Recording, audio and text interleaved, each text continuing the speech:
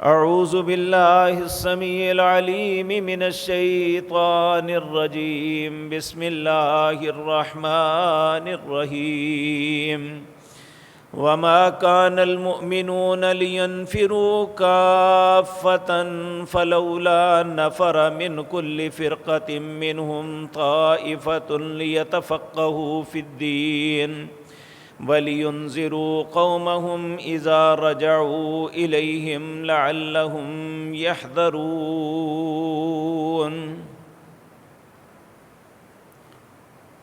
حضرات محترم،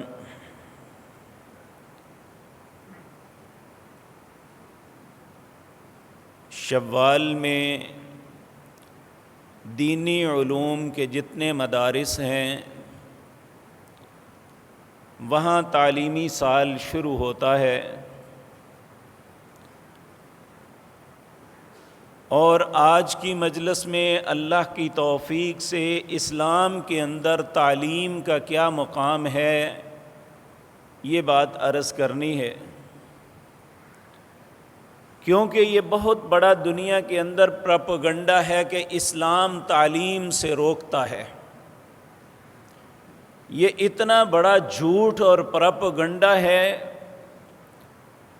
کہ جس طرح اس وقت دوپہر ہے، سورج اگا ہوا ہے اور ہر طرف روشنی ہے، کوئی کہے کہ رات پڑی ہوئی ہے تو اس کے عقل پہ ہی ماتم کیا جا سکتا ہے۔ اللہ رب العزت تعلیم کے متعلق کیا تصورات رکھتے ہیں اور اپنے بندوں میں کن کو پسند کرتے ہیں، آج کی مجلس میں یہ عرض کرنے کا فقط مقصد یہ ہے کہ ہم ایک تو اس پروپیگنڈے سے بچیں جو اسلام یا اہل اسلام کے متعلق کیا جاتا ہے۔ یہ سب سے پہلے یہود نے مسلمانوں کے متعلق پروپیگنڈا یہ کیا تھا کہ یہ جاہل لوگ ہیں،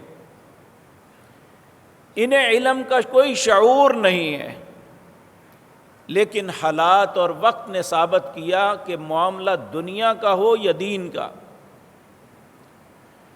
مسلمانوں کے اندر جنہوں نے علوم کو سیکھا ان کا ہم پلہ کوئی نہیں ہوا، اور علم ہی ایک ایسی چیز ہے جو دنیا کے ساری چیزوں سے اسے ممتاز کر دیتی ہے۔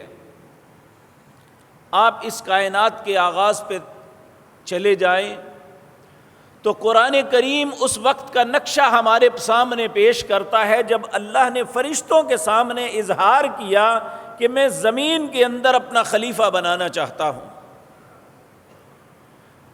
اس کا تذکرہ سورۃ بقرہ کی آیت نمبر 30 سے لے کر 33 تک ہے۔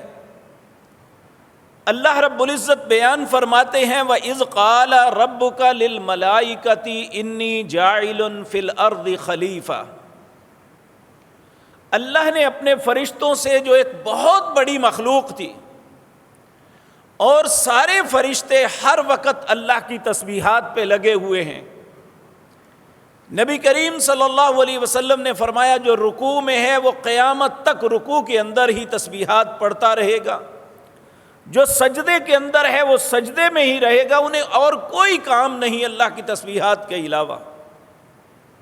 ان کے سامنے اللہ نے کہا انی جاعل فی الارض خلیفہ، جب یہ کہا نا خلیفہ بنانے لگا ہوں اور اس کی یہ صفات ہوں گی، تو فرشتوں نے یہ بات اللہ سے التجا کی، عرض کی اتجعل فیہا من یفسد فیہا ویسفک الدماء، اے ہمارے مالک و خالق آپ ایک ایسی مخلوق پیدا کرنا چاہتے ہیں جو زمین میں فساد کرے گی اور خون بہائے گی؟ اور فطرتاً آپ دیکھ لیں کہ جو لوگ اس علم سے عاری ہوتے ہیں وہ زمین میں فساد ہی پھیلاتے ہیں، وہ لوگ جو اللہ رب العزت کے دیے ہوئے علم سے عاری ہوتے ہیں وہ زمین میں خون ہی بہاتے ہیں۔ انہوں نے بات غلط نہیں کی تھی، لیکن اللہ رب العزت کہنے لگے وَنَحْنُ نُسَبِّحُ بِحَمْدِكَ وَنُقَدِّسُ لَكَ، اے اللہ ہم تیری تسبیحات بیان کرتے ہیں، تیری تقدیس بیان کرتے ہیں، تیری پاکیزگی کا اظہار کرتے ہیں، تو کیا ضرورت ہے ایسے لوگوں کو پیدا کرنے کی؟ اللہ نے فرمایا انی اعلم ما لا تعلمون، اے فرشتوں جو میں جانتا ہوں تم نہیں جانتے۔ وعلم آدم الاسماء کلہا، پھر اللہ نے آدم علیہ السلام کو اپنے بابرکت ہاتھوں سے پیدا کیا، اس کی مٹی کو گو کے یہ پتلا بنایا اور اس میں روح کو پھونکا، پھر انہیں علم دیا۔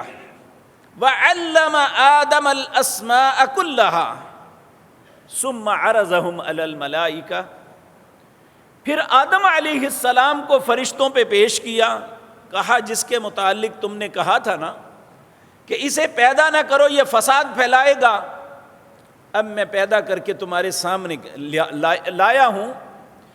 تو کہا ثم عرضهم علی الملائکۃ، اللہ پھر فرشتوں سے کہنے لگے فقال انبئونی باسماء ہؤلاء ان کنتم صادقین، اچھا فلاں فلاں چیز کے نام بتاؤ اگر تم سچے ہو تو۔ قالوا سبحانک، سب نے بیک زبان کہا اللہ تو پاک ہے، لا علم لنا الا ما علمتنا، ہمیں اس وقت تک کسی چیز کا علم نہیں جب تک تو ہمیں علم نہ دے۔ تو اللہ رب العزت نے پھر آدم علیہ السلام سے کہا انبئہم باسمائہم، آدم آپ ان کے نام بتائیں۔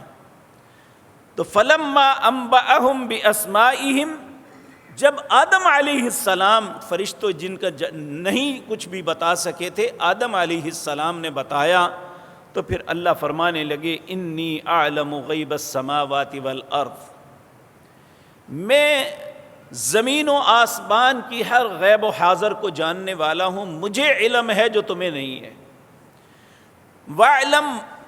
وَأَعْلَمُ مَا تُبْدُونَ وَمَا كُنْتُمْ تَكْتُمُونَ، اور جو تم چھپاتے ہو اس کا بھی مجھے پتہ ہے، اور جو تم ظاہر کرتے ہو اس کا بھی مجھے پتہ ہے۔ تو اللہ رب العزت نے آدم علیہ السلام کو اس وقت کی سب سے عظیم مخلوق فرشتوں پہ فوقیت جو ملی وہ علم کی وجہ سے ملی، کہ اللہ نے انہیں علم دیا۔ اس علم کی بنیاد پہ جب یہ آپس میں مذاکرہ ہوا تو فرشتے وہ کام نہ کر سکے جو ایک علم والے نے کیا۔ تو اللہ رب العزت یہ بیان فرما رہے ہیں۔ اب میرے عزیز بھائیو یہ بات یاد رکھیں، عربی کا ایک قدیم مقولہ ہے العلم علمان، علم دو قسم کا ہے، باقی جتنے کچھ سیکھتے ہیں وہ سب ہنر ہیں۔ اگر ہم ریاضی سیکھتے ہیں تو یہ ایک ہنر ہے، ہمیں حساب کرنا آ جاتا ہے۔ اگر ہم کیمسٹری سیکھتے ہیں تو ہمیں علم کیمیا کا پتہ چلتا ہے، ہم مختلف کیمیائی چیزیں بناتے ہیں اور انہیں ڈھالتے ہیں، سب کچھ کرتے ہیں۔ اور اسی طرح فزکس، اس کا علم، یہ بھی ایک ہنر ہے جو ہمیں زندگی کے معاملات میں فائدہ دیتا ہے۔ علی ھذا القیاس، اگر ہم کوئی لینگویج سیکھتے ہیں تو ہمیں اس ملک کے لیے، وہاں کے لیے فائدہ مند ہوتی ہے، ہم اس زبان میں بات اچھے طریقے سے کر سکتے ہیں۔ تو فرمایا علم حقیقتاً دو ہیں۔ نمبر ایک علم الادیان، دین کا علم، حقیقی علم دو ہے، ایک علم الادیان دین کا علم، دوسرا وعلم الابدان بدن کا علم۔ یہ جو حکمت ہے، ڈاکٹری ہے، یہ انسان کے بدن کو جانچ کے اس کی بیماریوں کو دیکھ کے اس کا علاج کرتا ہے، حقیقت یہ علم دو۔ لیکن میرے عزیز بھائیو یہ بات یاد رکھ لینی چاہیے کہ یہ دونوں علم ہونے کے باوجود یہ ہر وقت نفع مند نہیں ہوتے۔ علم کی آگے دو ڈیفینیشن کی ہے پیارے نبی جناب محمد الرسول اللہ نے صلی اللہ علیہ وسلم۔ آپ اللہ سے جس علم کا سوال کرتے تھے وہ علم نافع ہے، جو نفع دینے والا علم ہے، اور ایک وہ علم ہے جو نفع دینے والا نہیں ہے۔ اس کے متعلق اللہ کے رسول پناہ مانگتے تھے، اللہم انی اعوذ بک من علم لا ینفع، اے اللہ مجھے ایسا علم نہیں چاہیے جو نفع نہ دے۔ اب سوچ آتی ہے، کون سا علم ہے جو نفع نہیں دے گا؟ کون سا علم ہے جو نفع دے گا؟ جب ایک انسان علم کو سیکھ کے اسے مثبت استعمال کرے گا، اس سے انسانیت کی بھلائی اور خیر خواہی کرے گا، تو یہ علم نافع ہوگا۔ اگر وہی انسان اسی علم کو سیکھ کے اس کی منفی چیزوں کو استعمال کر کے لوگوں میں بگاڑ پیدا کرے گا اور صرف اپنے مفاد کے لیے اسے استعمال کرے گا، یہ علم غیر نافع ہوگا۔ آپ دیکھیں، ایک عالم دین ہے جو کتاب و سنت کو پڑھتا ہے، کتاب و سنت کو سیکھتا ہے، اب اس کا علم نافع تب ہے جب اس نے اسے انسانیت کی بھلائی کے لیے سیکھا ہو، لوگوں کی خیر کے لیے سیکھا ہو، لوگوں کو اچھی بات بتانے کے لیے، ان کی کردار سازی کے لیے سیکھا ہو، اور وہ اس پہ عمل بھی کر رہا ہے، تو یہ علم نافع ہے۔ تو اگر اس نے علم دین سیکھا اس لیے کہ چلو مزدوری کرنے کے بجائے اس سے پیسے کمائیں گے، یا اور کام کرنے کے بجائے ہم اس سے سب کچھ حاصل کریں گے، اور اپنے علم کے ذریعے لوگوں کو بلیک میل کرے اور لوگوں کے ان کی پاکٹیں اور ان کے مال چھینے، یہ حقیقتاً وہ بظاہر تو سمجھتا ہے کہ میں بڑا فائدہ اٹھا رہا ہوں، اللہ کی نظروں میں وہ نقصان اٹھا رہا ہے۔ اسی طرح میرے عزیز بھائیوں، ایک ڈاکٹر ہے، ایک طبیب ہے، اگر وہ مریض کی خیر خواہی کرتا ہے تو اسے پیسے بھی ملتے ہیں، لیکن اس خیر خواہی کے سبب اسے دعائیں بھی ملتی ہیں، لوگ اس کے لیے اچھے کلمات کہتے ہیں، لوگ اس کے لیے خیر کی بات کرتے ہیں۔ ایک وہی ڈاکٹر ہے جس نے وہی علم سیکھا، ایک وہی طبیب ہے جس نے وہی علم سیکھا، لیکن اس کا مقصد انسانیت کی بھلائی نہیں، لوگوں کا مال بٹورنا ہے، لوگ مریں یا جئیں، ان کا کوئی خیر ہو یا نہ ہو، اور وہ جو ہے صرف ان کی پاکٹوں پہ نظر رکھ کے یہ سارا کچھ کرتا ہے۔ ایسے علم سے اللہ کے پاک پیغمبر پناہ مانگا کرتے تھے۔ تو میرے عزیز بھائیوں، علم نافع یہ اتنا ضروری ہے، نبی کریم صلی اللہ علیہ وسلم فجر کی نماز کے بعد 3 باتوں کا اللہ سے سوال کرتے ہیں، یعنی اپنے دن کے آغاز پہ 3 چیزوں کا اللہ سے سوال کرتے ہیں۔ نمبر 1، اللہم انی اسألک علما نافعا، اے اللہ میں تجھ سے سوال کرتا ہوں ایسے علم کا جو نفع مند ہو، ورزقا طیبا، ایسے رزق کا جو پاک ہو۔ اب رزق کا سوال بعد میں، علم کا سوال پہلے کیا۔ اس کا مطلب یہ ہے کہ جو ہم رزق کے پیچھے دن رات پڑے ہوئے ہیں، یہ ثانوی حیثیت رکھتا ہے، اور تعلیم انسان کی اولیت اور فوقیت والی چیز ہے۔ اور تیسرا فرمایا، تیسرا اللہ سے سوال کرتے وعملا متقبلا، اے اللہ جو میں عمل کروں وہ تیری بارگاہ میں قبول ہو جائے، کیونکہ بہت سے اعمال ایسے ہوتے ہیں جو انسان بظاہر نیکی سمجھ کے کر رہا ہے، لیکن حقیقتاً وہ بربادی ہے۔ اللہ رب العزت سورۃ کہف کے آخری رکوع میں فرماتے ہیں، قُلْ هَلْ نُنَبِّئُكُمْ بِالْأَخْسَرِينَ أَعْمَالًا، اے میرے پاک پیغمبر میں آپ کو خبر دوں اعمال کے اعتبار سے خسارے میں کون لوگ پڑ گئے؟ الَّذِينَ ضَلَّ سَعْيُهُمْ فِي الْحَيَاةِ الدُّنْيَا وَهُمْ يَحْسَبُونَ أَنَّهُمْ يُحْسِنُونَ صُنْعًا، جنہوں نے دنیا میں بظاہر بڑے اپنے ذہن کے مطابق تو بڑا اچھا کر رہے ہیں، اور وہ سمجھتے ہیں میں بہت اچھا جا رہا ہوں، لیکن حقیقتاً ان کے اعمال برباد ہو گئے۔ کیوں برباد ہوئے؟ اس لیے کہ ان کا طریقہ اللہ کے حکم کے مطابق نہیں، ان کا طریقہ رسول اللہ کی اطاعت میں نہیں، یا ان کا طریقہ تو درست ہے لیکن وہ ریاکاری کے لیے، لوگوں کو دکھانے کے لیے کر رہے ہیں۔ تو اللہ رب العزت یہ تینوں باتیں ہمیں سکھائی پیارے نبی جناب محمد الرسول اللہ نے، کہ سب سے پہلے ہم عموماً ہمارے بہت سے کاروباری بھائی یہ کہتے ہیں لو جی پڑھائی کی رکھیا ہے، بچے نو کاروبار آنا چاہیے، زندگی بن جائے۔ نہیں میرے بھائی، یہ سوچ چھوڑ دیں، سب سے پہلے علم، اس کے بعد کاروبار، اس کے بعد رزق۔ امام شافعی رحمۃ اللہ علیہ، ان کا ایک شعر ہے جس کا مطلب یہ بنتا ہے، کہتے ہیں کہ انسان کے لیے کھانا جو ہے نا، یہ صرف 2 ٹائم یا 1 ٹائم کے لیے ہے، اس سے اس کی زندگی بچ جاتی ہے، گزارا ہو جاتا ہے، لیکن علم ہر سانس کے لیے ضروری ہے۔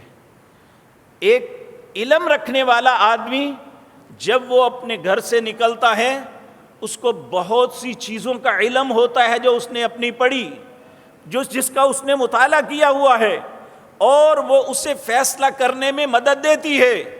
اور ایک وہ شخص جس نے کچھ نہیں پڑھا ہوا، قدم قدم پہ لوگوں سے پوچھتا پھرے گا میں یہ کروں یا نہ کروں، میں یہاں جاؤں یا نہ جاؤں۔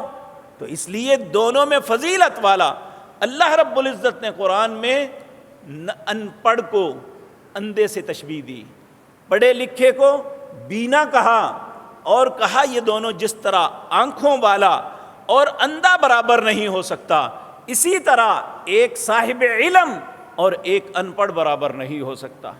تو اس لیے ہمیں چاہیے کہ یہ بات یاد رکھے کہ اگر کوئی شخص پڑھ لکھ کے اپنے کام کا آغاز کرتا ہے تو جو ترقی کی معراج اسے ملتی ہے وہ دوسرے کو نہیں ملتی۔ اس لیے اللہ رب العزت نے جب اپنے پاک پیغمبر جناب محمد الرسول اللہ صلی اللہ علیہ وسلم کو نبوت سے نوازا تو سب سے پہلی جو وحی آئی تھی نا، نبی کریم صلی اللہ علیہ وسلم، آپ فطرتاً، اللہ انسانوں کی فطرت بناتے ہیں، کچھ لوگ بد فطرت ہوتے ہیں، انہوں نے ہر وقت گندہ کام ہی کرنا ہوتا ہے چاہتے نہ چاہتے ہوئے، اور کچھ فطرت کے اچھے ہوتے ہیں جن سے برا کام توقع ہی نہیں ہوتی، ہمیشہ وہ اچھے کام کی طرف قدم بڑھاتے ہیں۔ نبی کریم صلی اللہ علیہ وسلم دنیا میں سب سے خوبصورت فطرت والے انسان تھے۔ اللہ رب العزت خود فرماتے ہیں کہ میں نے اپنی مخلوق میں جب نبوت تقسیم کرنے کا ارادہ کیا تو میں نے اپنی مخلوق میں سے ان کے دلوں کو جھانکا کہ کون سب سے خوبصورت دل والا ہے، تو میں نے اپنی مخلوق میں سب سے خوبصورت دل والے محمد بن عبداللہ کو دیکھا، اس لیے اپنے آخری نبی ہونے کا اعزاز انہیں بخشا۔ تو یہ فطرتاً آپ بڑے اچھے تھے۔ تو آپ جب لوگوں کو دیکھتے کہ کعبے کا طواف کرنے کے لیے بھی آتے ہیں تو ننگا کرتے ہیں، اور ہر وقت ہر انسان غلاظت میں ڈوبا ہوا ہے، کوئی انسان جوا کھیل رہا ہے، کوئی انسان سود کا کام کر رہا ہے، کوئی ایک دوسرے کا حق مار رہا ہے، کوئی چھوٹی چھوٹی باتوں پہ ایک دوسرے کو قتل کر رہا ہے، اور بدقسمتی سب سے بڑی یہ کہ اللہ کے عزت والے گھر میں بت رکھ کے ان کو پوجا جا رہا ہے، اللہ کو نہیں پوجا جا رہا۔ آپ کو ان باتوں سے نفرت تھی۔ آپ زندگی کے جب 40 سال کے قریب پہنچے تو آپ اکتاہٹ میں مکہ کو چھوڑ کے ایک ایسی غار پہ چلے گئے۔ آج بھی آپ جائیں گے جبل نور پہ، جسے غار ہرا کہتے ہیں، آپ اگر اس کے اندر بیٹھ کے ایک خاص زاویے میں دیکھیں گے تو سامنے بیت اللہ نظر آئے گا آپ کو، اور کسی پہاڑ پہ یہ ایسی لوکیشن نہیں بنتی۔ یہ نبی کریم کی ذہانت تھی۔ آپ نے کتنی دیر اس بات کو ڈھونڈا ہوگا یا کیسے کیا ہوگا، یہ اللہ کی ذات ہی جانتی ہے۔ آج بھی اتنی بلند و بالا عمارتیں بن چکی، پھر بھی آپ جب غار ہرا میں جا کے بیت اللہ کی طرف دیکھیں گے تو آپ کو بیت اللہ بالکل صاف نظر آئے گا۔ تو نبی کریم وہاں بیٹھ جاتے کہ بیت اللہ سے دور بھی ہیں اور بیت اللہ نظر بھی آ رہا ہے۔ تو نبی کریم وہاں بیٹھ کے غور و فکر کرتے کائنات کی اس تبدیلیوں میں، لیکن پتہ نہیں تھا کہ میرے لیے رستہ کیا ہے۔ آخر اللہ نے جب 40 سال مکمل ہوئے تو اللہ نے وحی بھیجی۔ آپ کے پاس فرشتہ آیا جن کا نام جبریل ہے علیہ السلام۔ انہوں نے آ کے آپ کو کہا اقرا، آپ پڑھیے۔ آپ نے کہا ما انا بقاری، میں پڑھا ہوا نہیں ہوں۔ اس نے آپ کو پکڑ کے زور سے اپنے سینے کے ساتھ لگا کے بھنچا، پھر کہا اقرا، پڑھیے۔ آپ نے فرمایا ما انا بقاری، میں نہیں پڑھا ہوا۔ تیسری دفعہ پھر ایسا ہی ہوا تو اللہ نے آپ کے سینے کو کھول دیا، آپ نے وہ پڑھنا شروع کیا جو وہ پڑھانا چاہتا تھا۔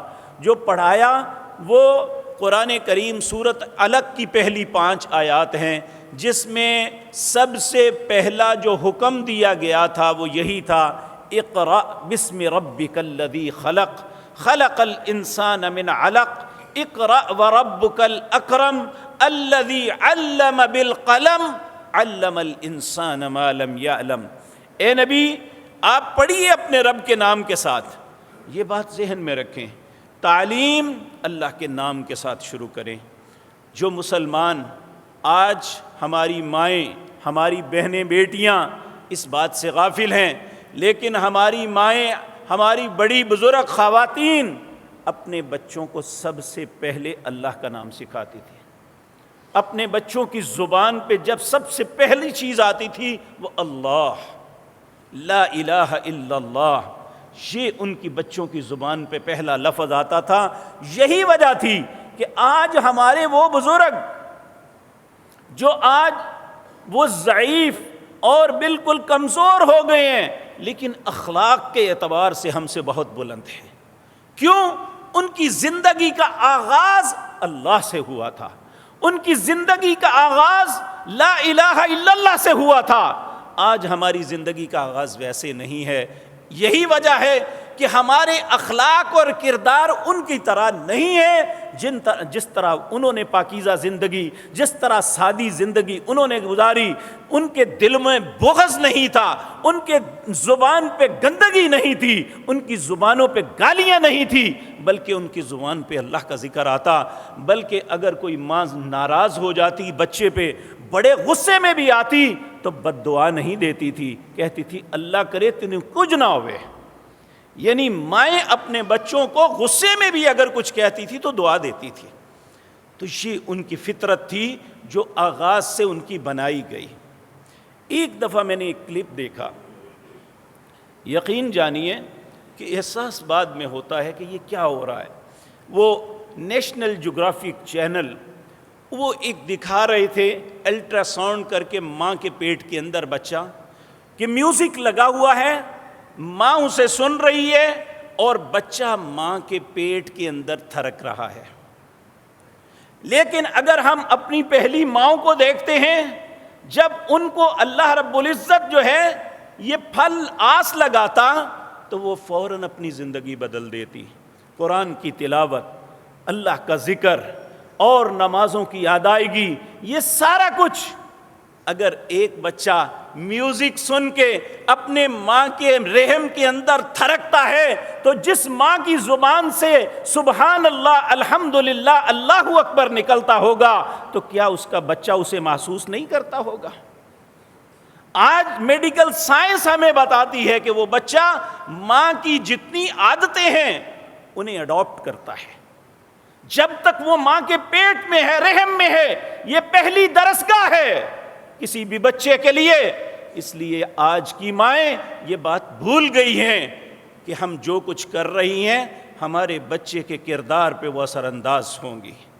یہ تعلیم کا پہلا مرحلہ ہے جو ایک ماں نے اپنے بچے کو دینا ہے۔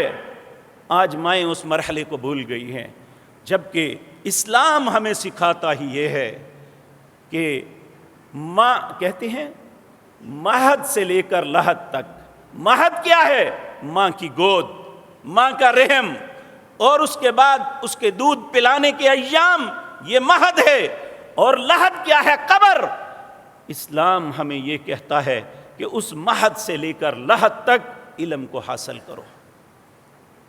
اور نبی کریم صلی اللہ علیہ وسلم نے فرمایا کوئی ضروری نہیں ہے کہ آپ 8-10 سال کی محنت کے بعد ایک ڈگری لے کے ہی عالم ہیں۔ بلغوا عنی ولو آیہ، ایک آیت یاد کر سکتے ہو تو ایک آیت یاد کر لو، اور جو یاد کی ہے اسے آگے پہنچا دو۔ یہ پیارے نبی جناب محمد الرسول اللہ، کیونکہ سب سے پہلا حکم جو آیا تھا اقرا بسم ربک الذی خلق، پڑھیے اپنے رب کے نام کے ساتھ جس نے تمہیں پیدا کیا۔ خلق الانسان من علق، انسان ذرا سوچے تو صحیح، اسے جمے ہوئے خون کے ساتھ کتنا خوبصورت میں نے بنایا۔ کبھی انسان نے اپنے میٹیریل پہ غور کیا ہے کہ اللہ نے کس میٹیریل کو مکس کر کے اسے بنایا؟ اور جس میٹیریل سے بنایا اسے دیکھنے کو دل نہیں چاہتا، اسے ہاتھ لگانے کو دل نہیں چاہتا، لیکن اسی میٹیریل سے اللہ نے اتنا خوبصورت فی ای صورت ما شاء رکبک۔ تو اللہ رب العزت فرماتے ہیں ہاں اقرا وربک الاکرم، پڑھیے اپنے رب کے نام کے ساتھ جو سب سے زیادہ عزت والا ہے۔ الذی علم بالقلم، اللہ وہ ذات پہ کہ جس نے تمہیں قلم کے ساتھ علم دیا۔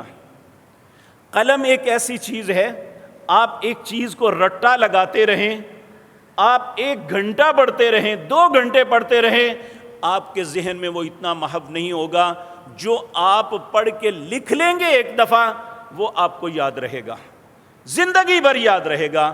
کیونکہ یہ بات ذہن میں رکھیں، قلم کی اتنی اہمیت ہے اللہ کی نظروں میں۔ اللہ نے 4 چیزیں اپنے ہاتھ سے بنائی ہیں، باقی ساری کلمہ کن سے بنائی ہیں۔ یہ آسمان، یہ زمین، یہ سورج، یہ چاند، یہ ستارے، یہ زمین پہ جتنی نعمتیں بکھری ہوئی ہیں ساری، انما امرہ اذا اراد شیئا ان یقول لہ کن فیکون۔ لیکن 4 چیزیں ہیں جو اللہ نے اپنے ہاتھ سے بنائی۔ سب سے پہلی جو اللہ نے اپنے بابرکت ہاتھ سے چیز بنائی وہ قلم تھی۔ اس سے اندازہ ہوتا ہے کہ اللہ رب العزت کی نظر میں علم کی کیا حیثیت ہے۔ سب سے پہلے جس چیز کو بنایا وہ قلم تھی۔ نمبر 2، اللہ نے دوسری چیز جسے اپنے بابرکت ہاتھوں سے بنایا وہ عرش معلی ہے، جس پہ اللہ رب العزت کی ذات مطہرہ مستوی ہے۔ تیسری چیز اللہ نے میرے اور آپ کے باپ سیدنا آدم کو اپنے ہاتھ سے بنایا۔ اور چوتھی چیز اللہ نے میرے اور آپ کے لیے، اگر ہم اللہ کے حکم کے مطابق زندگی بسر کر کے اللہ کی بارگاہ میں جائیں گے تو جس جنت میں اللہ نے ہمارا ٹھکانہ بنانا ہے اس جنت کو اپنے ہاتھ سے بنایا۔ اللہ ہمیں اپنے حکموں کے مطابق زندگی بسر کرنے کی توفیق دے۔ تو میرے عزیز بھائیوں، امام شافعی رحمۃ اللہ علیہ نے یہ بڑی خوبصورت بات کہی، کیونکہ آج واقعتاً وہ وقت ہے جب وَتُعَلِّمَ لِغَيْرِ الدِّينِ، نبی کریم نے 15 نشانیاں قیامت کی بتائی تھی کہ قیامت کے دن یہ 15 معاملے ڈسٹرب ہو جائیں گے، سارا کچھ بدل جائے گا، ان میں علم بھی بدل جائے گا۔ آپ نے فرمایا وَتُعَلِّمَ لِغَيْرِ الدِّينِ، لوگ دین کے علاوہ دوسرے علوم تو سیکھیں گے، دین کا علم نہیں سیکھیں گے۔ کیوں؟ اس کی اہمیت ہی نہیں ہوگی۔ اور آپ آج دیکھ لیں، خصوصاً میرے بھائی، میرے بیٹے، کتنے لوگ ہیں جن کے سینے میں قرآن کا کچھ حصہ ہے۔ نبی صلی اللہ علیہ وسلم نے فرمایا یہ انسان کا سینہ ایک خوبصورت گھر کی طرح ہے، لیکن اگر اس کے اندر قرآن کا کچھ حصہ ہے تو اس میں کچھ رہنے والا بھی ہے، وگرنہ یہ بھوت بنگلہ ہے۔ ہم سوچیں ہم کہاں کھڑے ہیں۔ امام شافعی کہتے ہیں کل العلوم سوی القرآن مشغلۃ، جتنے علم تم سیکھتے ہو قرآن کے علاوہ سارے مشغلے ہیں، کھیل تماشے ہیں۔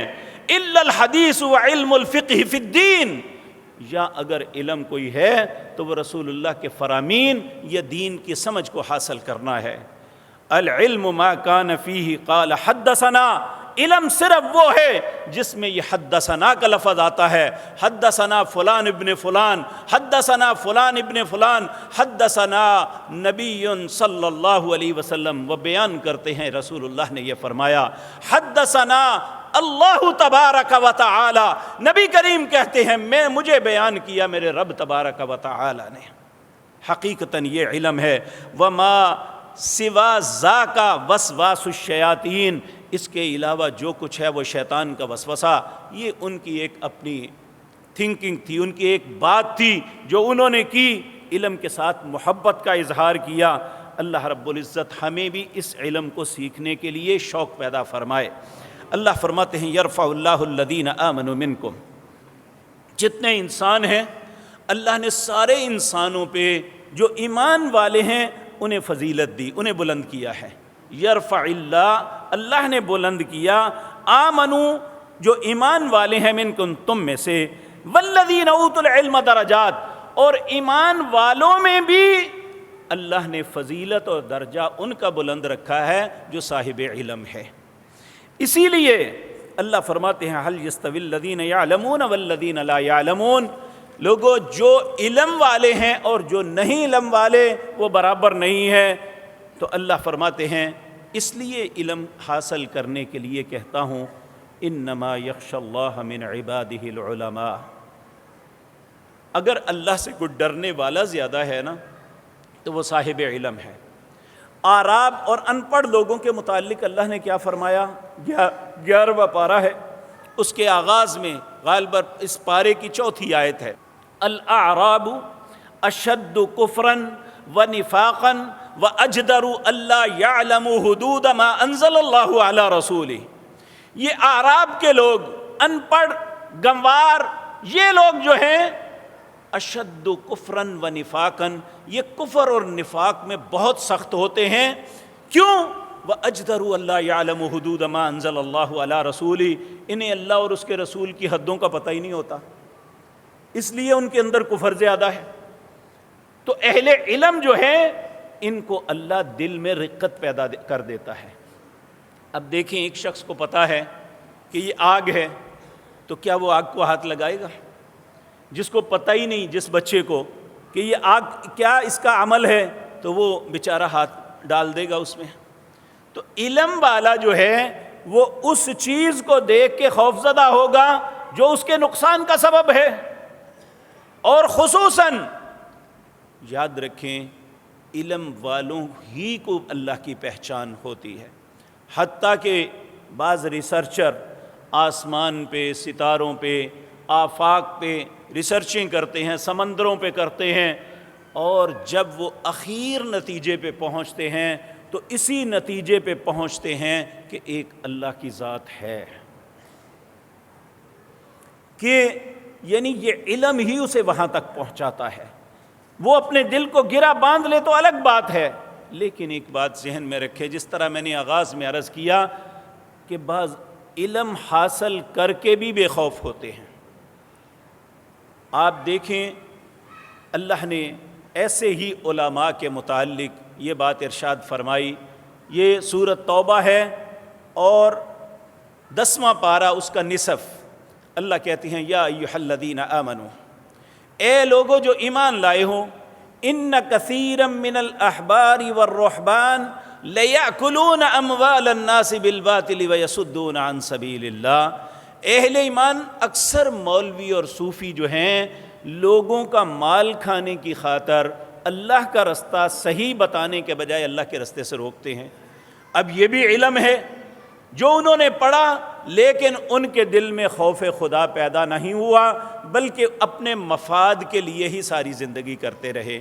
جس طرح کہ یہود کے علماء کے متعلق فرمایا، عیسائیوں کے علماء کے متعلق اللہ نے قرآن میں 12 مرتبہ فرمایا، آج مسلمانوں میں بھی ایسے علماء موجود ہیں جو علم ہونے کے باوجود لوگوں کو مس گائیڈ کرتے ہیں، اور ایسے بدترین لوگوں کے لیے اللہ نے کہا فبشرہم بعذاب علیم، جس طرح یہ میرے علم کا، میرے دین کا مذاق اڑا رہے ہیں، انہیں بھی اس کا مذاق اس طرح اڑاؤ، انہیں خوشخبری دے دو، کس بات کی؟ عذاب علیم، دردناک عذاب کی، العیاذ باللہ۔ تو اس لیے میرے عزیز بھائیوں کہ ہمارے لیے ضروری ہے کہ ہم اللہ کے دین کے لیے کوشش کریں، اور یاد رکھیں کہ دین کی فہم اور سمجھ کے لیے ضروری ہے کہ انسان اللہ کا پسندیدہ بنے۔ اللہ رب العزت، رسول اللہ صلی اللہ علیہ وسلم نے فرمایا من یرد اللہ بہ خیرا یفقہہ فی الدین، اللہ جس شخص کے ساتھ بلائی کا ارادہ کرتا ہے نا، اسے دین کی سمجھ عطا کر دیتا ہے، اسے دین کی سمجھ عطا کر دیتا ہے۔ تو دین کی سمجھ فقط اسے ملتی ہے جس کے ساتھ اللہ بھلائی کا ارادہ کرتا ہے۔ اللہ ہمارے ساتھ بھی بھلائی کا ارادہ فرما دے۔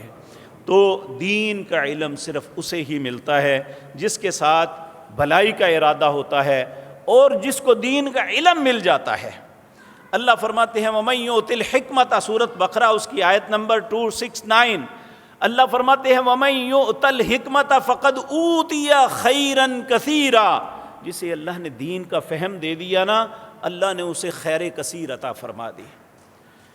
وَمَا يَذَّكَّرُ إِلَّا أُولُو الْأَلْبَابِ، یہ عقل مندوں کے لیے یہ بات ہے کہ یہ بات سوچیں کہ اس علم کے سوا ہمارا گزارا نہیں۔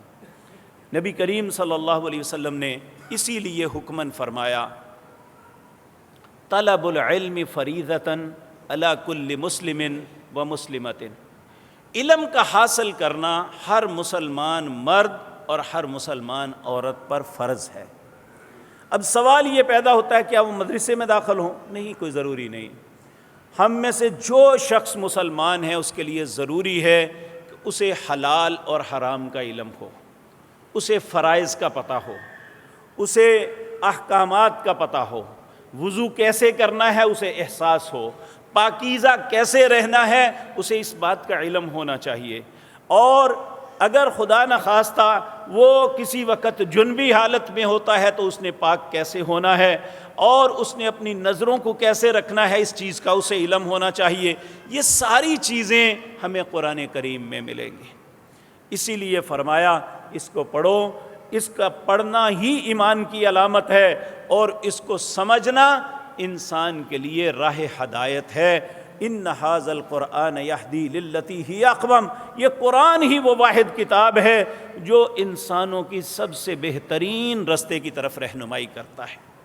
تو اللہ ہمیں بھی رہنمائی لینے کی توفیق عطا فرمائے۔ نبی کریم حضرت عمر رضی اللہ تعالی عنہ آپ بیان کرتے ہیں، میرا ایک پڑوسی، ایک انصاری پڑوسی تھا کہ دونوں مدینے کے ایک گاؤں بنی امیہ بن زید میں رہتے تھے جو مدینے کے پورب میں تھا۔ بلند گاؤں میں سے ہیں، ہم دونوں باری باری حضرت کی خدمت میں حاضر ہوتے، یعنی یہ دونوں کاروباری، حضرت عمر یہ پارٹنر تھے۔ کہتے ہیں ہم کیا کرتے کہ ہمارے کاروبار میں بھی کوئی فرق نہ آئے، ایک دن میں نبی کریم کی خدمت میں حاضر ہوتا اور اس دن جو باتیں نبی کریم ہمیں تعلیم فرماتے میں آ کے اپنے بھائی کو ساری بتا دیتا، اور دوسرے دن میں کاروبار میں ساری محنت کرتا اور میرا وہ پارٹنر جو ہے وہ نبی کریم صلی اللہ علیہ وسلم کی خدمت میں حاضر ہو کے اس دن جو تعلیمات آپ فرماتے انہیں یاد کر کے آ کے مجھے بتا دیتا۔ آپ یہ دیکھیں، یہ صحابہ کرام رضوان اللہ علیہم مجمعین کا علم کے لیے شوق تھا کہ ہمیں کوئی چیز ایسی نہ ہو جس کا پتہ نہ ہو، لیکن اس کے باوجود میں بھی عرض کر دوں کہ نبی کریم کا علم کسی ایک امتی کے سینے میں جمع نہیں ہو سکتا، بہت سی باتیں ہیں جو رہ جاتی ہیں۔ امام مالک یہ مدینہ کے بہت بڑے عالم دین تھے، پوری دنیا کے اندر ان کا غلغلہ تھا۔ مصر سے ایک شخص آیا اور اس نے آ کے پوچھا، اے امام وقت، یہ میں لسٹ لے کے آیا ہوں، یہ مسئلے مجھے بتا دیجئے، ان کا کیا معاملہ ہے؟ امام مالک نے کچھ تو بتا دیا، کچھ کے متعلق کہا مجھے علم نہیں۔ کہنے لگا مصر سے آیا ہوں اور آپ مجھے بتا رہے ہیں کہ اتنا بڑا نام اور آپ کہہ رہے ہیں ان کا مجھے علم نہیں ہے۔ امام مالک فرمانے لگے مدینے کی گلیوں میں جا کے اعلان کر دو، مالک بن انس کو اس کا بھی نہیں پتہ، اس کا بھی نہیں پتہ، اس کا بھی نہیں پتہ، لوگ میری جہالت سے بچ جائیں۔ یہ بڑے لوگوں کی بڑی باتیں تھیں۔ اگر اس وقت کسی مسئلے کا جواب ذہن میں نہیں ہے تو صاف کہہ دیا مجھے نہیں پتہ، یہ نہیں کہ ہماری طرح لوگ کیا کہیں گے اسے پتہ ہی نہیں ہے اور ہمیں یہ کوئی نہ کوئی جھوٹ سچ بتانا پڑتا ہے۔ ایسا عالم دین علم رکھنے کے قابل نہیں ہے جو لوگوں کے سامنے صرف اپنی انا کے لیے غلط بیانی کرتا ہے، العیاذ باللہ۔ تو یہ صحابہ کا شوق تھا علم کا، حالانکہ ان کی علم پڑھنے کی زندگی گزر چکی تھی، جوانی میں جا کے سب مسلمان ہوئے تھے۔ تو میرے عزیز بھائیوں، یاد رکھیں، ہم دنیا کے علوم میں جو بھی پڑھنا چاہتے ہیں پڑھیں، اسلام ہمیں منع نہیں کرتا، لیکن اسلام اس وقت ہمیں قدغن لگاتا ہے جب ہم ان علوم کو تو پوری توجہ سے، پوری محنت سے، دن رات کوشش سے، پیسے لگا کے بھی حاصل کریں، لیکن اللہ کے دین کے علم کی طرف کوئی توجہ نہ ہو، ایسی بات اللہ کو ناپسند ہے۔ یہ قیامت کی نشانیوں میں ایک نشانی اللہ کے نبی صلی اللہ علیہ وسلم نے بتائی، وَتُعَلِّمَ لِغَيْرِ الدِّينِ، جو دین کے علاوہ غیر دوسرے علوم تو سیکھیں گے لیکن دین کا علم نہیں سیکھیں گے۔ ہمارے لیے ضروری ہے کہ ہم اس طرف توجہ دیں، اور آج جس زمانے میں ہم گزر رہے ہیں، آج تو بہت زیادہ ضرورت ہے۔ یقین جانیے کہ آج جو کچھ میڈیا پہ ہم دیکھ یا سن رہے ہیں، سیاست کے نام پہ جو کچھ ہو رہا ہے، اور اپنے اپنے لیڈران کو نبیوں کے برابر کھڑا کیا جا رہا ہے، اس سے بڑا کفر دنیا میں نہیں کوئی ہو سکتا۔ ہم سارے دنیا کے لوگ بھی مل جائیں، نبی کریم کے جوتے کے نیچے آنے والے ذرے کے برابر نہیں، اور اتنے خبیث لوگ ہیں اپنے لیڈران کو، اپنے سیاسی رہبروں کو نبی کے برابر کھڑا کر رہے ہیں۔ یہ ایک ایسی پلید نسل پیدا ہوئی ہے جو اس سے پہلے نہیں تھی۔ تو اس لیے آج ضروری ہو گیا ہے کہ ہم قرآن سے استفادہ کریں، ہم رسول اللہ کے فرامین کو سیکھیں۔ یاد رکھیں یہ دنیا ختم ہو جانی ہے، اللہ کی عدالت میں اگر کسی چیز نے کام آنا ہے تو وہ یہ قرآن ہے۔ نہ ہمارا کوئی سیاسی لیڈر کام آئے گا، نہ ہمارا ووٹ کام آئے گا، نہ ہماری دنیا کی ساری دولتیں کام آئیں گی۔ اگر کوئی کام آئے گا تو وہ اللہ کی کلام قرآن کام آئے گا، وہ رسول اللہ کا فرمان کام آئے گا ہمارے۔ تو آج ضروری ہے، نبی کریم صلی اللہ علیہ وسلم آپ نے ارشاد فرمایا، من سلک طریقا یطلب بہ علما سلک اللہ بہ طریقا من طرق الجنہ۔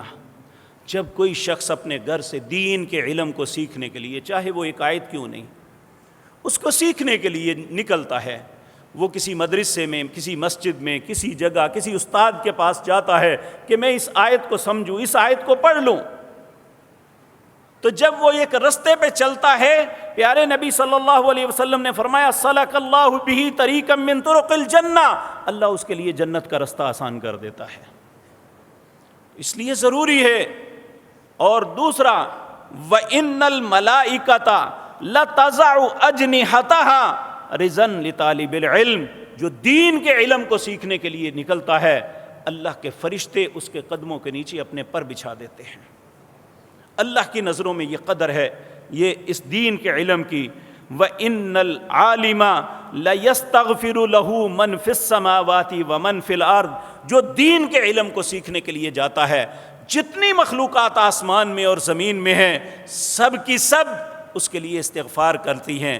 وَالْحَيْتَانُ فِي جَوْفِ الْمَاءِ، وہ مچھلیاں جو پانی کے پیٹ میں ہیں، وہ بھی حتیٰ کہ وہ اس علم، دین کے علم کو حاصل کرنے۔ آپ میری بات یاد رکھیں، ہم اپنے بچوں کو گھر کے اندر ہی پارے پڑھاتے ہیں کہ قاری صاحب کو گھر لگا لیں، واللہ اپنے بچوں کو اللہ کے گھر میں بھیجیں۔ ان کا یہ آنا ان کے لیے جنت کا رستہ بنے گا۔ ان کا اللہ کے گھر میں آ کے قرآن کی پڑھنا، چاہے وہ ناظرہ ہی ہے، ان کا یہ پڑھنا یہ جنت کے رستوں میں ایک رستہ بن جائے گا۔ ان کا اللہ کے گھر میں آ کے قرآن کی تعلیم حاصل کرنا فرشتوں کے پر بچھانے کے سبب بن جائے گا۔ ان کے لیے آسمان اور زمین کی مخلوق جو ہے دعائیں مانگے گی۔ اور سب سے بڑی بات میرے بھائیوں، اللہ نے اس اپنے گھر کو ہدایت کا سبب بنایا ہے۔ جب بیت اللہ بنایا تھا نا، کہا ان اول بیت وضع للناس للذی ببکۃ مبارکا وہدی للعالمین، یہ دنیا والوں کے لیے ہدایت کا منبع ہے۔ اللہ کا گھر ہدایت کا منبع ہے۔ جب کوئی انسان اللہ کے گھر میں آتا ہے، مسلمانوں کو با جماعت نماز پڑھتے ہوئے دیکھتا ہے۔ ایک ترک نے بڑا خوبصورت، انہوں نے اپنی بڑی مسجد سلطان کے اندر ایک بورڈ لگایا ہوا ہے، اگر تم نماز پڑھ رہے ہو، تمہارے پیچھے بچوں کی آوازیں نہیں آتی تو تم سمجھ لو تمہارا مستقبل تاریک ہے، کہ تمہارا آنے والے وقت میں اللہ کے گھر کے باسی کوئی بھی نہیں۔ آج ہم بچہ آ جائے تو اس پہ غصے ہوتے ہیں کیوں آئے ہیں جی بچے، کیوں لے کے آتے ہیں بچے، کیوں؟ یہ ہمارا مستقبل ہے۔ ہم میں سے تو کوئی آج کل پرسوں جا رہا ہے، فلاں بھی فوت ہو گیا، فلاں بھی فوت ہو گیا، فلاں بھی چلا گیا، فلاں بھی چلا گیا، آنے والے وقت کے یہی نمازی ہوں گے انشاءاللہ۔ تو اس لیے اللہ کے گھروں میں بیچیں، اور یہ یہاں پہ اللہ کا قرآن پڑھیں، پیارے نبی جناب محمد الرسول اللہ صلی اللہ علیہ وسلم کے فرامین کو پڑھیں، اور تاکہ یہ اللہ کے فرشتوں کی دعا کا مستحق بن جائیں، وہ ان کے لیے مغفرت کی دعا مانگیں۔ پھر آپ فرمایا ان العلماء ورثۃ الانبیاء، جو علماء ہیں یہ انبیاء کے وارث ہیں۔ وَإِنَّ الْأَنْبِيَاءَ لَمْ يُوَرِّثُوا دِينَارًا وَلَا دِرْهَمًا، انبیاء کی وراثت درم و دینار نہیں ہوتی، انبیاء کی وراثت علم ہوتے ہیں، اور جو شخص علم دیا گیا اسے اللہ کے نبی کی وراثت کا وافر حصہ دیا گیا۔ ایک دن حضرت ابو ہریرہ رضی اللہ تعالی عنہ آپ بازار میں جاتے ہیں، ٹھہر گئے، لوگوں کو مخاطب ہو کے فرماتے ہیں، او بازار والو، تمہیں کس چیز نے روکا ہوا ہے؟ لوگوں نے عرض کیا کیا بات ہے؟ ابو ہریرہ کہنے لگے نبی کریم کی میراث تقسیم ہو رہی ہے، تم یہاں بیٹھے ہو، کیوں نہیں جاتے، اپنا حصہ وصول کیوں نہیں کرتے؟ لوگوں نے پوچھا میراث کہاں تقسیم ہو رہی ہے؟ تو حضرت ابو ہریرہ نے فرمایا مسجد میں۔ لوگ جلدی سے دوڑ کے مسجد کی طرف گئے، حضرت ابو ہریرہ وہیں کھڑے رہے حتیٰ کہ لوگ مسجد سے پلٹ کے واپس آ گئے۔ حضرت ابو ہریرہ رضی اللہ تعالیٰ عنہ نے ان سے پوچھا کیا ہوا، تم واپس کیوں آ گئے؟ لوگوں نے جواب دیا ہم مسجد گئے، وہاں کوئی چیز تقسیم ہوتی نہیں دیکھی، لہٰذا واپس آ گئے۔ حضرت ابو ہریرہ نے پوچھا مسجد میں تم نے کسی کو نہیں دیکھا؟ لوگوں نے عرض کیا کیوں نہیں دیکھا ہے؟ رأینا قوما یصلون، ہم نے ایک قوم کو دیکھا جو نمازیں پڑھ رہی تھی، وقوما، ایسی قوم کو دیکھا یقرؤون القرآن، جو قرآن پڑھ رہی تھی، وقوما، ایسی قوم کو دیکھا یتذاکرون الحلال والحرام، جو آپس میں مذاکرہ کر رہی تھی کہ کون سی چیز حلال ہے کون سی حرام ہے۔ فقال لہم، ابو ہریرہ رضی اللہ تعالی عنہ، حضرت ابو ہریرہ کہنے لگے ویحکم، تم پہ افسوس ہے، فذاک میراث محمد صلی اللہ علیہ وسلم، یہی تو رسول اللہ کی میراث ہے جو تم چھوڑ کے آ گئے ہو۔ تو اس لیے میرے عزیز بھائیوں، یہ میراث گھر میں بیٹھے ہوئے نہیں ملے گی، اس کے لیے اللہ کے گھر میں آنا پڑے گا۔ ہمیں اپنے لیے، اپنے مستقبل کے لیے، اپنی اولادوں کے لیے یہ یاد رکھیں۔ ہمارے ملک میں یہ بہت زیادہ یہ معروف ہے، کوئی فوت ہو جاتا ہے تو اس کے ایصال ثواب کے لیے لو جس پارے پڑھاؤ، فلاں کام کرو، فلاں کام کرو۔ حقیقتاً یہ سب دھوکہ ہے۔ ایصال ثواب کس طرح ہے وہ رسول اللہ نے ہمیں بتا دیا۔ آپ نے فرمایا اذا مات الانسان انقطع عملہ، جب انسان فوت ہوتا ہے اس کے اعمال کا سلسلہ منقطع ہو جاتا ہے، الا ثلاثۃ، تین قسم کے عمل ہے جو انسان کے ساتھ رہتے ہیں۔ نمبر ایک الصدقۃ جاریہ، وہ اپنی زندگی میں جو بھلائی کے کام کر گیا، جب تک وہاں بھلائی ہوتی رہے گی اسے اس کا اجر ملتا رہے گا۔ دوسرا ولد صالح یدعو لہ، اس کی نیک اولاد جو اس کے لیے دعا کرتی ہے، اور دعا کرنا اتنا عظیم عمل ہے، نبی کریم صلی اللہ علیہ وسلم نے فرمایا اہل جنت میں سے ایک شخص قیامت کے دن، اہل جنت میں سے ایک شخص، اسے اللہ اس کا انعامات بڑھا دیں گے۔ وہ اللہ سے پوچھے گا اللہ کیا تو کچھ نہیں، مجھے یہ وافر حصہ کیوں ملا؟ تو اللہ فرمائیں گے تیرے بیٹے نے تیری مغفرت کی دعا مانگی، تیری اولاد میں سے فلاں نے مغفرت کی دعا مانگی، اور میں نے تمہیں معاف کیا، تو جنت میں آیا، اب اس کی دعا کے سبب میں تیرا اجر اور تیرا حصہ بڑھاتا رہوں گا۔ تو یعنی اگر ایصال ثواب کی ضرورت، اور تیسرا ایصال ثواب کا ذریعہ کیا ہے؟ وہ لوگوں کو علم پڑھا گیا، چاہے ایک آیت پڑھا گیا، کسی شخص کو نماز پہ لگا گیا، کوئی انسان نشہ کرتا تھا اسے نشے سے چھڑا گیا، کوئی انسان برائی کرتا تھا اسے برائی سے باز کر گیا، یہ بھی ایک ایسا ہے جو اس کا ایصال بنتا رہے گا۔ تو میرے عزیز بھائیوں، یہ وہ چیزیں ہیں جو ہم نہ بھی دنیا میں رہے تو ہمارے ساتھ رہیں گی۔ تو اللہ رب العزت اگر ہم اپنی اولادوں کو آپ جس طرح سکول چھوڑ کے آتے ہیں اور صبح تیار کر کے باہر رکشے تک بٹھا کے آتے ہیں، اگر رکشہ نہیں تو اپنی گاڑی میں چھوڑ کے آتے ہیں۔ کاش کبھی اپنے بچوں کو قرآن کے پڑھنے کے لیے بھی ایسے چھوڑ کے آئیں، تو کل قیامت کے دن وہی بچے، ان کے نیک اعمال ہمارے اعمال میں بہت زیادہ بڑھوتری کر دیں گے۔ اللہ ہم سب کو علم کی قدر کرنے کی توفیق عطا فرمائے، علم حاصل کرنے کے لیے ہمارے دلوں میں شوق پیدا فرمائے، اور ہمیں دعا کرنی چاہیے رسول اللہ کی دعا کی طرح۔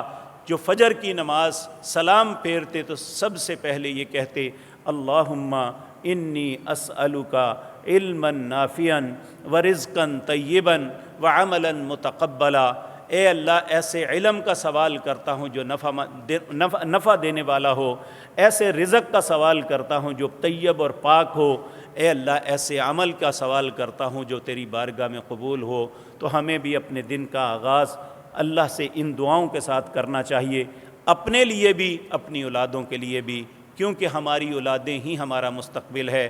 ہم تو آج نہیں تو کل اس دنیا کو چھوڑ کے جا رہے ہیں، اور آنے والا وقت ہماری اولادوں کا ہے۔ اللہ ہماری اولادوں کی اصلاح فرما، اللہ ہماری اولادوں کے لیے خیر کے درستے کھول دے۔ اے اللہ ہماری اولادوں کو دین سے محبت نصیب فرما۔